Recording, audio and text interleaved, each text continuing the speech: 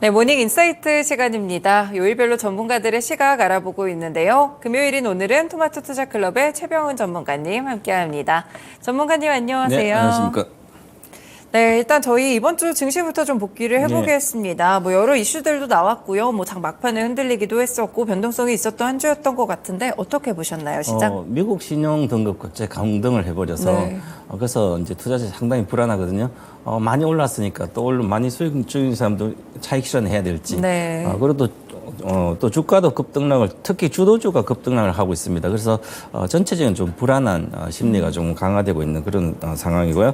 이번에 코스피는 이제 2,668포인트로 지난번 2,650 4월 고점을 한 번에 돌파해버려서 근데 또 신용등 강등이 있어가지고 2,590을 또 급락을 했습니다. 그래서 이 미국 장기채 등급 하향에 가 있는 어느 정도의 파급력이 있는지를 네. 요즘 이제 이슈가 많이 되고 있는데 관련된 거 좀 분석해봐야 될 것 같습니다. 그리고요 전체적으로 보면 이제 중국이 리오퍼닝 효과 기대를 많이 했습니다. 그렇죠. 그런데 쉽지가 않은 최근에 자이신 PMI 지표가 발표된 거 보니까 54.1로 조금 개선됐습니다. 네. 그래서 다행히 중국 관련된 주식도 조금씩 반등의 기미가 있다 이렇게 봐야 될 것 같고요. 그다음 코스닥 지수는 877까지 빠졌다가 지금 다시 952까지 다시 올랐다가 지금 그래도 괜찮은 상태입니다. 즉 네.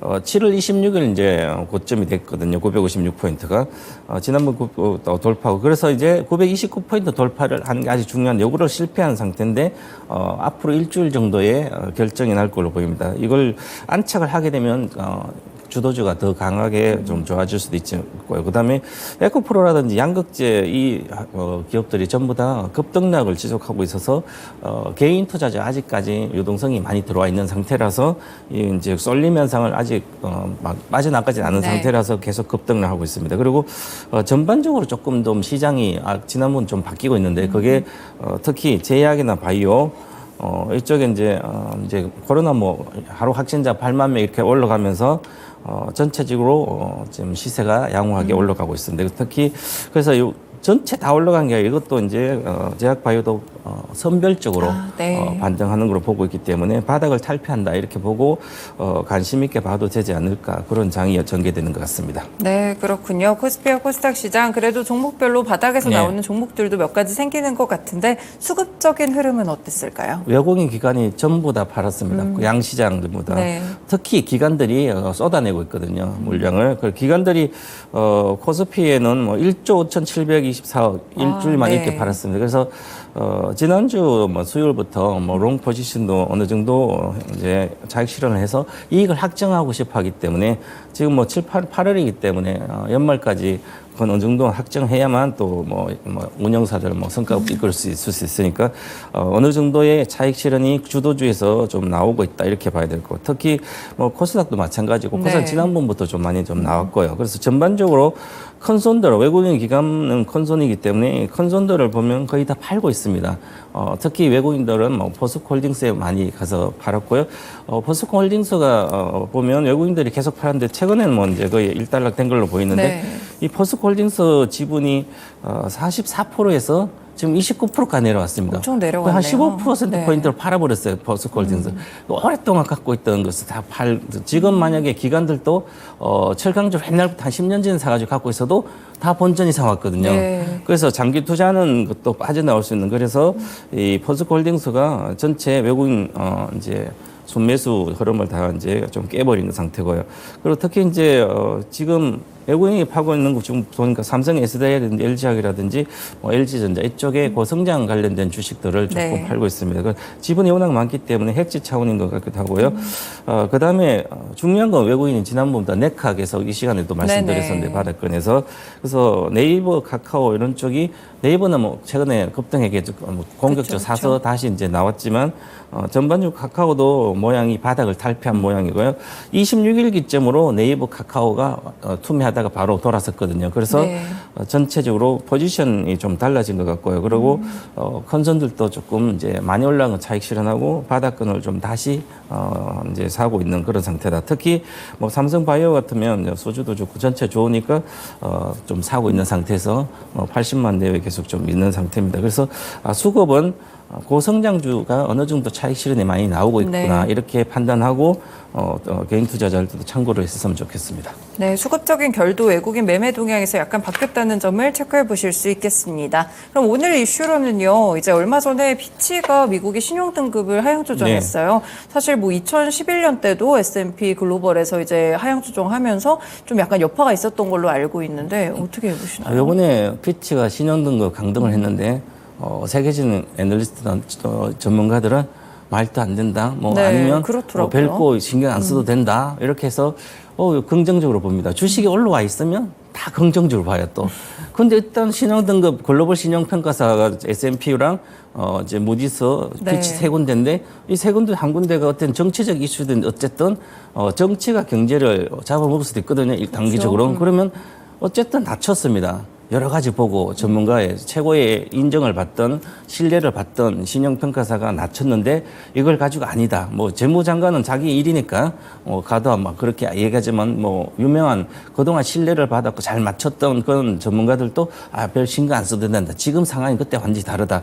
그렇더라도 실제로는 그 신뢰하는 기관의 평가라는 것은 반드시 반영이 되게 돼 있습니다. 그래서 네. 단기적으로 반영이 어저께 뭐 그렇게 안 빠졌지만 그래도 하나의 어떤 변곡점에서 차익 실현을 시키는 빌미를 제공하는 충분한 네. 건수는 된다 이렇게 보고 좀 분석을 좀 해보겠습니다. 신용 등급은 미국 장기 국채를 AAA 뭐 미국은 사실은 미국이 신용 등급 하락했다고 그러면 이제 미국 국채 신용 등급 국채를 안 사야 되잖아요, 그죠? 근데 오히려 안전자산이기 때문에 맞아요. 사거든요. 그래서 네네. 뭐 과거에 이제 2008년도인가요? 미국의 이제 은행이 거의 금융위기가 와서 은행이 거의 다 망했을 때 사실은 그때가 최고 기회거든요. 왜냐하면 미국은 1등인데 달러를 발권하잖아요, 그죠? 그러면 다 발행해가지고 은행을 다 갖다 돈 밀어넣으면 사실 살아나거든요. 그럴 것처럼 이제 신용등급 국채가 하향시킨다고 이게 뭐 빗불을 하더라도 사실은 안전자산은 큰 뭐 훼손되지 않습니다. 네. 하지만 심리적인 영향이 크기 때문에 그래서 지금 1일차 신용등급 하향하고 1일차에 코스피는 3.1% 빠지고 하루차에 나스닥은 4.8% 빠졌는데 나스닥이 좀 더 빠졌습니다. 코스피는 이미 지난 신용 하향하기 전에 양극재로 주도주가 급락을 했기 때문에 덜 빠진 거고요. 그리고 2011년도 S&P가 신용등급 강등했을 때는 오히려 우리나라는 3.8% 빠지고 나스닥이 급락을 했습니다. 그리고 추세가 단숨에 빠졌다가 천천히 이제 회복했었거든요. 네네. 그래서 과거에 이렇게 2011년도 8월 달에 보면 급락을 하고 나서 그다음에 계속 등락을 하다가 나중에 이제 한참 뒤에 이제 연말부터 이제 쭉 올라가기 시작했거든요. 네. 그렇더라도 급락한 것을 회복을 못 했습니다. 그래서 지금은 우리가 급락을 5분에 적게 해가지고 지금은 이제 미국이 전체 경기가 좋은 상태거든요. 네. 그래서 이 정도의 신용등 강국은 미국 시장을 훼손할 수는 없습니다. 그런데 이제 과연 차익 실현이 어떻게 나올지 한번 봐야 될 것 같은데요. 그래서 2011년과 2023년 펀더멘털 한번 비교를 해봤더니 네. 2011년도는 수출과 영업이익이 지속 하락하는 제일 왼쪽에 화살표 있는데 여기 키움증권에 나온 건데 화살표 보시면 계속 하향하고 있었습니다. 네. 수출도 내려가고 영업이익도 내려가고 이런 악재가 있는 상태에서 악재가 더 나오면 그냥 급락하거든요. 그렇죠. 네. 그거는 이제 심리가 나쁜 상태에서 계속 안 좋다 그랬는데 펀더멘트 안 좋은데 거기서 한 번 더 악재를 내버리면 그냥 빠지는 상태고. 맞죠. 네. 네. 그래서 지금은 23년도는 지금 수출과 영업이익이 완전히 저점을 통과하면 우리는 미국은 좋은 상태고 우리도 저점을 통과한다. 그런데 네. 아직도 전체적으로 보면 뭐 중국 수출도 아직도 30% 빠지고 있는 상태고요. 그런데 지금 바닥에 차트로 보면 지금도 수출과 영업이익을 보면 뭐 컨센서스 다 바닥권입니다. 바닥권이면 늘 이렇게 2016년도 바닥에서 17년도 급등했고 중간에 보시고 20년도는 코로나 때문에 21년 경기가 급등했습니다. 그러면 이번에도 바닥 왔으니 급등할 거라 이렇게 차트로 보면 그렇습니다. 그러면 그때 상황의 펀더멘털을 비교해보고 그러면 급등할 요인이 있어야 반드시 급등하거든요. 그럼 2016년도에서 17년도 급등한 것은 글로벌 경기가 2017년도 경기 하락이었거든요. 그래서 우리도 수출도 잘 되고 해서 올라간 거고요. 그럼 2020년도부터 코로나 때는 유동성이 폭발한 거죠. 돈의 힘으로 올려버린 거죠. 그러니까 돈의 힘으로 올렸는데 지금은 유동성을 축소를 하고 있잖아요. 금리를 올려서 유동성 축소하고 있는 상태고 글로벌 경기 미국 빼고는 다 침체에 들어가 있는 상태입니다. 특히 우리도 그렇고요. 그럼 이게 급등할 수 있는 이제 근거가 없다는 거죠. 그러면 지금까지 대다수 이제 펀더멘털이 현재 우리 같은 경우 안 좋은 상태에서 그냥 유동성도 축소하고 유동성이 늘어나지 않기 때문에 굳이 과거처럼 뭐 해가지고 바로 올라간다 이렇게 거는 좀 무리한 논리인 것 같고요. 그래서 지금은 그렇다 보시고 그다음에 수급적인 측면을 보면 이제 우리가 수급이라는 것은 이제 매수 매도 이제 보면 수급은 항상 단기적인 주가 흐름을 시세 흐름을 이제 결정합니다. 그래서 2011년도에는 외국인 순매도세가 있었습니다. 물론 이제 기존 전체적으로 양의 상태에서 순매도세가 있었고요. 코스피는 좀 하락 중인 순매도 상태에서 그래서 이렇게 빠지고 나서 급락했다고 분석이 될 수 있지만 그때 지금은 보면 2023년도는 외국인 순매수가 현재 하고 있습니다. 그렇죠. 하고 있고 코스피 지수도 우상향했고 그런데 그러면 지금은 절대적인 누적 규모로 보면 마이너스권입니다. 외국인 순매수가. 왜냐하면 2019년도부터 시작해서 삼성전자를 57% 지분해서 49%까지 계속 팔았거든요. 거의 8%포인트 팔아서 올해 다시 작년 말부터 판 거의 절반 되샀습니다. 그래도 아직도 순매도 상태거든요. 거기에 이제는 포스코 홀딩스까지 공격적으로 팔았기 때문에 그러면 전체적인 규모 아직도 작년부터 보면 마이너스권이 있거든요. 그렇다는 것은 외국인이 지금 끌어올릴 수 있는 상태는 아니다. 이렇게 봐야 될 것 같습니다. 그리고 전반적으로 이렇게 수급을 보면 뭐 코스피 올라갔다고 외국인 샀으니까 올라갈 것 하는데 그러면 추세적으로 계속 외국인 사줘야 되는데 이제는 삼성전자도 멈춘 것 같고요. 그다음에 다른 것도 확산되지는 않습니다. 그러니까 지금 올라가야 될 이유는 크지 않다. 이렇게 봐야 될 것 같고요. 네. 자, 그 다음에 또 보시면 2023년 전체 시장은 나스닥과 코스닥이 급등입니다. 과거에 이제 2020년도 코로나 이후부터는 전 세계가 다 올라갔잖아요. 유동성 폭발로 인해서. 그런데 지금은 올해는 나스닥과 코스닥이 특히 급등했고요. 그리고 전체 시장 우상향 했습니다. 했고 그런데 2024년 주도 업종 우리나라는 2차 전지, 배터리, 전기차, 2차 전지고요. 미국은 반도체 관련된 빅테크 기업 다 반도체 관련 주식에 들어가 있으니까 반도체 급등해서 특히 쏠림 현상으로 유동성이 급격히 줄지는 않거든요. 워낙 많이 풀어나와서 그 돌아다니는 유동성이 덜 줄은 상태에서 한쪽은 몰려서 갔기 때문에 이런 쏠림 현상이 지속됐고요. 지금도 현재 쏠림 현상 돼 있고 특히 우리나라도 이제 동학개미라 그러죠. 많이 또 손해보 나갔다가 지금 다시 들어왔거든요. 그래서 주도주가 잘 안 무너지고 있는 상태고 미국도 마찬가지고 그런데 전반적으로 신용등급 강등이 이제 나스닥도 사상 고점 근처 이제 우리나라 코스닥도 마찬가지. 그러니까 이제 차익 빌미를 제공해가 계속 차익 물량이 나오고 안전자석 하게 된다면 추세 하락이 가능할 수도 있습니다. 그래서 그런 것도 지금 체크할 단계다 이렇게 말씀드리고요. 그다음에 가장 중요한 세계적으로 요즘은 올해 주식은 엔비디아만 봐도 세계를 주식 알 수가 있거든요. 그래서 AI 반도체 세계 선도주가 엔비디아인데 이 엔비디아 주가가 올해 작년 10월 달에 10월 10일경인가 그 주간에 108달러 저점이었어요. 346에서 108달러 한 70% 정도 빠져가지고 그다음에 올해 지금 7월 달까지 보니까 480달러까지 왔어요. 이것은 한 5배 내외 정도 올라왔는데 원래 이제 저도 1, 2월 달에 100달러 때 초반에 할 때 엔비디아의 탄력성이나 여러 가지 봤을 때는 올라가면 일단 3배가 가거든요. 그럼 300달러 내외 오고 나서 그다음에 조정받고 한 번에 돌파하면 그다음에 중간 목표가가 500달러거든요. 지금 거의 480에서 520이니까 이미 도달했다고 해도 무방할 걸로 보입니다. 그러면 생성 AI 반도체가 세계를 주도하고 올해 즉 챗GPT 때문에 전 세계 이제 반도체 이쪽을 아주 크게 성장을 주가를 올렸는데요. 생성 AI 반도체 시대의 최두수에 준 엔비디아인데 그러면 과연 엔비디아가 이 올해 작년 10월 달 108달러부터 최종 목표가 어딜까 하면 최종 목표가는 뭐 한 2년 안에 최종 목표. 그러면 한 1,000달러로 저도 계속 보고 있었거든요. 10배. 새로운 시대를 주도를 하면 그 주도주는 반드시 10배를 갑니다. 그래서 이제 1,000달러를 일단 보고 있고요. 그런데 이제 요번에 한 20% 이상 엔비디아를 조정받는다면 시간이 좀 걸려서 1,000달러 갈 걸 보이고 만약에 20% 이하, 이번에 480달러에서 그 이하로 조정받고 다시 480을 돌파하면 일단 1,000달러를 보고 가야 된다. 이렇게 보고, 뭐 장기적 밑에 사신 분은 그냥 보유하면 좋을 것 같고요. 그 다음에 이제, 엔비디아가 핵심적인 주식이기 때문에, 필라델피아 반도체 지수를 보면, 전체 우리 시장하고, 빅테크 우리 반도체, 올해 미국은 반도체가 주도했기 때문에 반도체 관련된 주식과 하면 전체 나스닥이라든지 우리 시장도 알아볼 수가 있을 것 같습니다. 그러면, 22년 10월 달에 전에 2,089포인트에서 지금 3,870원. 제가 지난번에 했을 때 한 3,840 정도 목표가를 그랬거든요. 목표가 왔고요.